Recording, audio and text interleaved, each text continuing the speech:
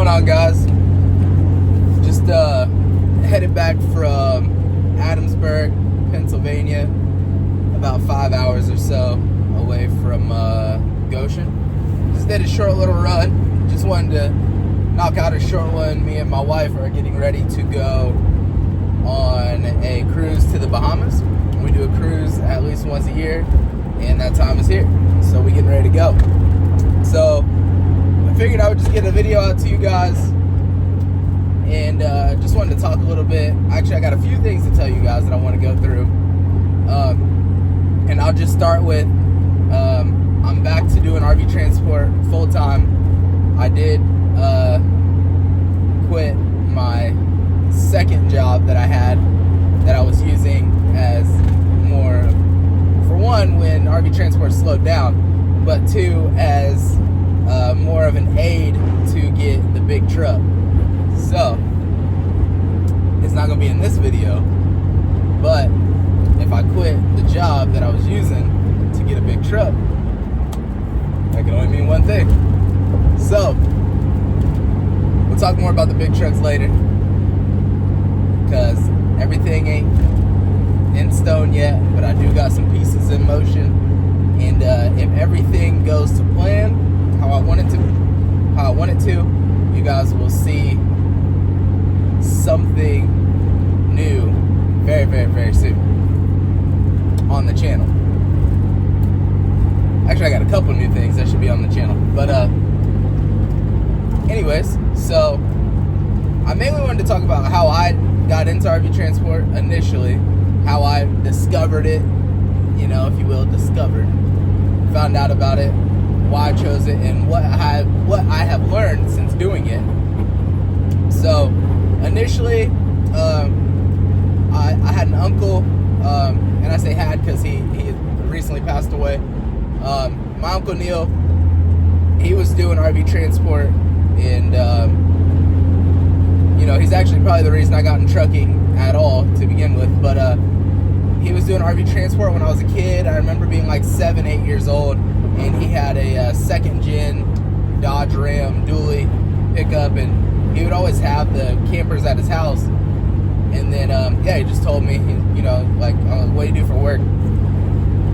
In my 8-year-old way. I'm sure it wasn't that that straightforward, but he's like, you know, nephew, all these campers around for money and yada yada. You got to use your own truck. And I'm like, oh, that's cool. And you know, I didn't really think of it ever again until I started getting older. And then he was also a trucker, so he was a big influence on my life. So ultimately, like, I got my CDL, and you know, like, we always just talked about trucking and stuff together. So really just kind of followed in his footsteps. Got my CDL, was driving semis and stuff, and then you know, I was thinking about getting into Hotshot car hauling, because I used to watch this guy named White's Hauling all the time, and I still watch his videos when he posts them.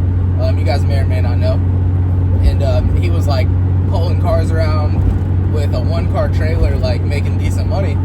And I was like, oh, I could do that. And then he got like a 2-car trailer, and I'm like, well, that's what I'm gonna do. I'm gonna do a 2-car trailer, car hauling, whatever. And then I was still driving semis, hauling FedEx trailers. Back then, I hauled FedEx trailers 2 separate times. But I was driving one night, man, and I was working nights, and I was doing it for like 2 years at the time. And I don't know, I was just getting so burnt out, and I hated being on somebody else's schedule, and you know, people telling me when I can and can't be in. And at the time, I already had this truck, because I bought this truck probably a year before I ever started even using it for work, just because I thought it was a nice truck. And yeah, I'm cruising down the highway one night, going through Florence, Kentucky, and I seen, I want to say like an Indiana transport guy, and he had a 3rd gen Ram, a single wheel. And I'm like, what the hell? I didn't even know. You know, like, my entire life thinking of RV transport, for one, I thought you had to have damn near a brand new truck, and two, I thought it had to be a dually. So I never even considered using my truck for RV transport. So instantly my mind shifted to it, because I didn't need to buy a car trailer, which car trailers are ridiculously expensive for no reason. Like a 3-car wedge is cheaper than car gooseneck. I don't understand that. Whatever. But anyway, so yeah, like I'm sure I've told this story before. I instantly started calling around, researching, just like you guys are doing right now. I was watching other YouTubers, the Riverstone Lives, the Semper Fi, all those guys. I was watching them, and just like you guys probably still watch them. Just kind of learning from them and taking advice. And then I just made it happen really quick again because I already had the truck, and I was burnt out on my job and I was ready to quit. So I gave them, I was there for a long time. I had a good relationship with them, so I gave them a month notice. And then, Synergy and Foremost called me. Synergy called me first, so I went with them. And that's where I ended up. So that's how I got into it. Things that I've learned since doing this job, I learned that I am basically ruined from ever having a normal job again. Once I did this, went back to a normal job temporarily that I just did for like 2 months, I absolutely hated it. I despised it. It was good money. It wasn't a bad schedule. It was 4 days a week. I found it so difficult to go into that job because it's like, man, like if I don't want to do something in RV transport, I don't have to do it, because we're contractors. So when there were days where like, man, like my mental health will still get bad, or my kids will be sick or whatever, and you got to text somebody and tell them that you can't come in, and you're just like nervous on what the reply is going to be, or you're even nervous to push send, man, it's, and I know a lot of people you gotta work, right? And not everybody can just start being their own boss. But I realized that I don't think I'm capable of having a normal job unless it was in like something that I'm extremely passionate about, like motocross racing or something like that, like working as like an official or maybe a truck driver for a race team or something. Then maybe I could do it.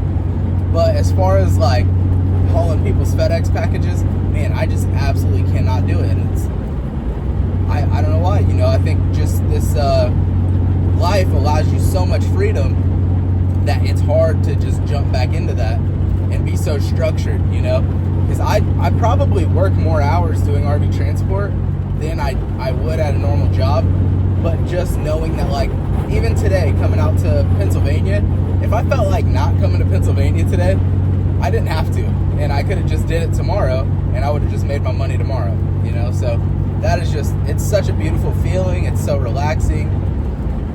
You don't have anybody calling you, asking you where you're at, unless you have the trailer for more than 2 days or whatever, depending on how far you're going, and then they might ask you, like, what's your ETA, but it's never harsh. It's never like, hey, you need to do this, you need to do that. And then once I drop the trailer, just like right now, I'm probably not getting another load until I get back from the Bahamas in a week and a half.